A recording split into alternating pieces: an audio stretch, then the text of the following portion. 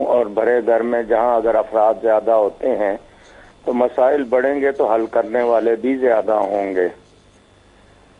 دونوں طرح اپنا اپنا، لیکن یہ جو ہے کہ بچے ماں باپ کے ساتھ نہ رہیں، ماں باپ کو تنہا چھوڑ دیں، وہ بھی مجھے بہرحال میں اس کے حق میں نہیں ہوں. صحیح صحیح. جی. بہت شکریہ کہ آپ نے ہم سے گفتگو کی، ہمیں تھوڑا وقت دیا، اور انشاءاللہ ہم بہت جلد دعا کریں کہ آپ دوبارہ ہمارے پروگرام میں تشریف لائیں. جی بہت شکریہ، مہربانی. بہت شکریہ. مفتی صاحب، علامہ کوکم نورانی صاحب نے کیا خوب بات کہی کہ پہلے اگر ہم جائیں تو گھر چھوٹے ہوتے تھے، دل بہت بڑے ہوتے تھے. آج گھر بڑے ہو گئے ہیں، ہمارے دل چھوٹے ہو گئے ہیں. والدین بچوں کو پالتے ہیں، 25-30 سال تک ان کی پرورش کرتے ہیں، ایک ساتھ مل کر رہ رہے ہوتے ہیں، ان کی تربیت کر رہے ہوتے ہیں. ایک نوجوان کی شادی ہوتی ہے، دوسرے گھر سے لڑکی آتی ہے اور الگ کر دیتی ہے. وہ والدین جنہوں نے اتنی محنت سے پالا پوسا، پڑھایا لکھایا، اس قابل بنایا کہ معاشرے میں اپنا مقام بنا سکیں، اسے ایک لڑکی نے چند دنوں میں اپنے والدین سے ان کو دور کر دیا. کیا کہیں گے؟ دیکھیں، سب سے پہلے تو بہت پیارے کمنٹس دیے، اور بالکل میں 100% ان کے ساتھ مطلب اتفاق کرتا ہوں کہ بالکل بزرگان دین بڑے کرم فرماتے ہیں، ہمارے بڑے بہت اچھی تربیت بھی کرتے ہیں، اور پہلے دور میں ایسا ہوتا بھی رہا ہے. لیکن حضرت کی ہی بات سے آپ اندازہ کریں، انہوں نے یہ بھی فرمایا کہ ہر دور کی کچھ ریکوائرمنٹ بدل جاتی ہیں. پہلے اخراجات اتنے نہیں تھے، مہنگائی اتنی زیادہ نہیں تھی. صحیح. 5 روپے یا 2 روپے کلو آٹا یا 1 من آٹا شاید آتا تھا اور پورا گھر آرام سے بیٹھ کے کھاتا تھا. پہلے زمانے کی جو برکات ہیں آج وہ نظر بھی نہیں آتی، نہ وقت میں برکت، نہ پیسے میں برکت. پھر میڈیا کا اتنا بڑا گھروں کے ماحول کو بدلنے میں کردار ہے جو پہلے دور میں نہیں تھا. پہلے دور میں ہمارے ملک پاکستان میں بھی ایک ہی چینل چلتا تھا. صحیح. لیکن آج دیکھیں سینکڑوں چینل ہے، اور ہر چینل پر ہر چینل مختلف انداز سے ایک پیغام ڈیلیور کر رہا ہے گھر میں، ڈراموں کے ذریعے، پروگرامز کے ذریعے. اس سے تھنکنگ چینج ہوتی ہے. پھر دوسرا آپ نے یہ کہا کہ بیوی آئی وہ لے کر چلی گئی، یہ ہم دور سے دیکھتے ہیں تو ایسا ہوتا ہے. اب اس حقیقت کیا ہے؟ کیا واقعی اگر وہ لے کر گئی ہے اور بیٹے کو جدا کر دیا، قابل گرفت ہے. لیکن اس بیوی سے بھی پوچھا جائے کہ آپ کو کیا پرابلم تھی یہاں پر رہنے میں، شاید وہ ایسی کوئی بات بولے کہ جس کو سننے کے بعد آپ کہیں کہ ہاں یہ بہت اچھا ہوا کہ لڑکے نے علیحدہ رہائش اختیار کر لی. اس میں دیکھیں جوائنٹ فیملی سسٹم میں آپ بھی سمجھتے ہی ہوتا ہے کہ جب عورتیں زیادہ ہوتی ہیں نا، گروپنگ ہو جاتی ہے. ہر بہو ساس کو اپنے ساتھ ملانے کے چکر میں ہوتی ہے، ایک گروپ وہاں بن جاتا ہے. کچھ بہویں کہتی ہیں ہم نے آپس میں اتحاد نہیں کیا تو یہ بڑھیا ہمیں مار دے گی، وہ اپنا گروپ بنا لیتی ہیں، اور پھر جو فائٹ ہوتی ہے اور پھر مردوں کو اپنے ساتھ ملا کر وہ اپنے گروپ کو وسیع سے وسیع کرنے کی کوشش کرتے ہیں. یہ آج کل آپ دیکھ رہے ہیں، پہلے دور میں ایسا نہیں تھا.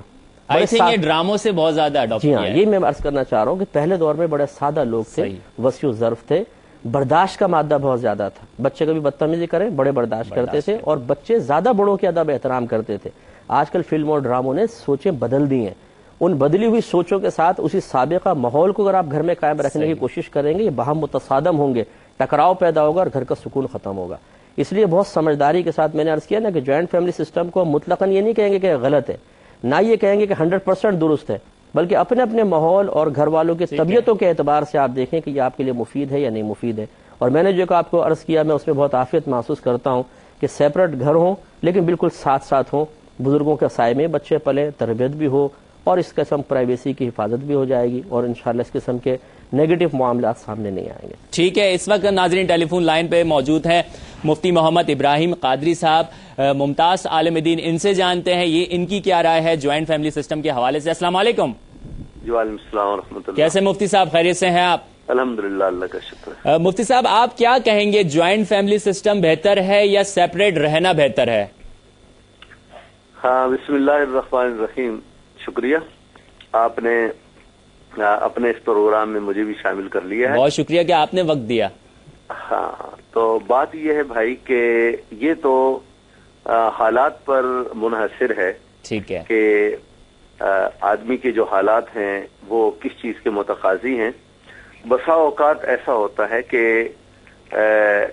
اجتماعی طور پر جوائنٹ فیملی سسٹم جسے آپ کہہ رہے ہیں، تو بسا اوقات ایسا ہوتا ہے کہ حالات ایسے ہوتے ہیں اور مالی وسعت، مالی کشائش ہوتی ہے، جس کی بنا پر اجتماعی طور پر گھر کے چند لوگ، 2-4 فیملیز جو ہیں وہ مل کر رہتے ہیں.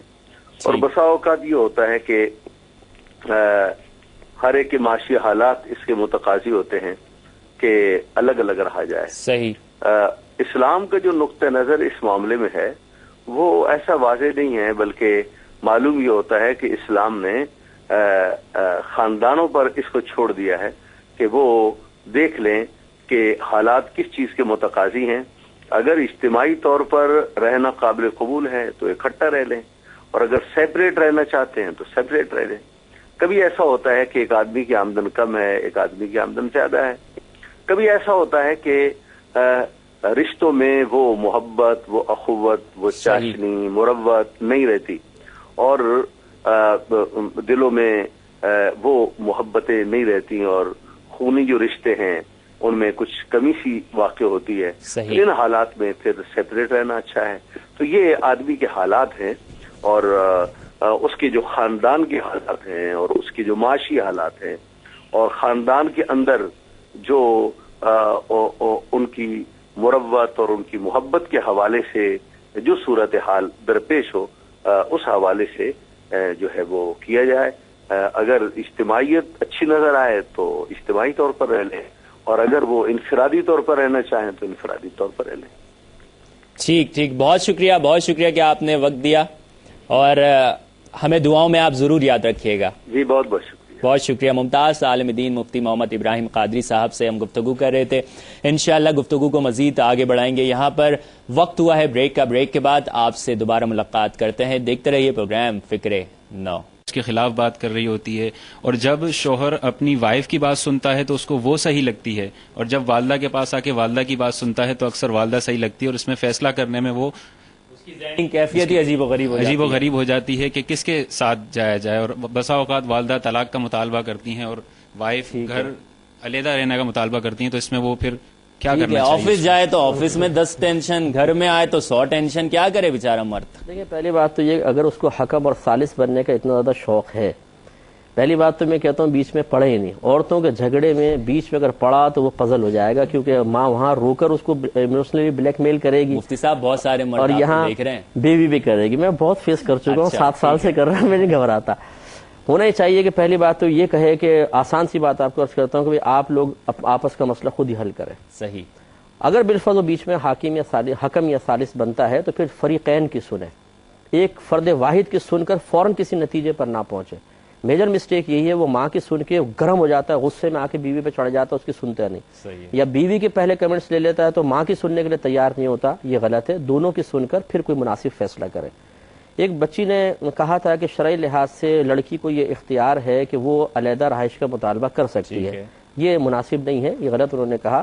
شرعی لحاظ سے لڑکی صرف اس بات کا مطالبہ کر سکتی ہے کہ مجھے ایک سیپریٹ روم لے کر دیں.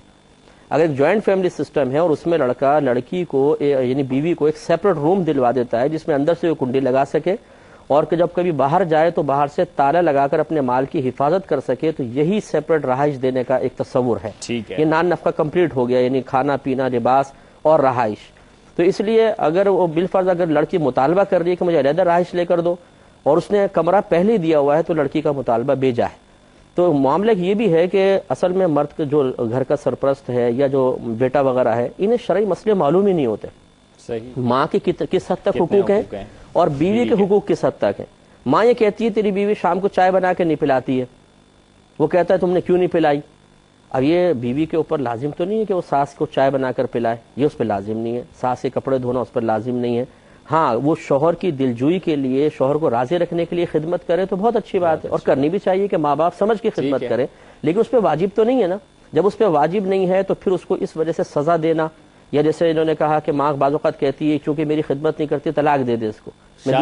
شادی سے پہلے تو ماں کہتی تھی بہو نہیں یہ تو میری بیٹی ہے، بیٹی بنا کے رکھوں گی. ہاں بالکل. وہ تو پھر وہ تو رشتہ لینا ہوتا ہے نا، اس وقت تو پھر اخلاق اور ملائمت اور مطلب بچ بچ جانا، آئے میری بچی، اور بچی کو تحفے تحائف. لیکن جب وہ بچی آتی ہے تو پھر وہ تلواریں نکل آتی ہیں، پھر وہ مد مقابل بن جاتی ہے. تو اس لیے مرد کو بھی چاہیے کہ پہلے وہ علم دین سیکھے.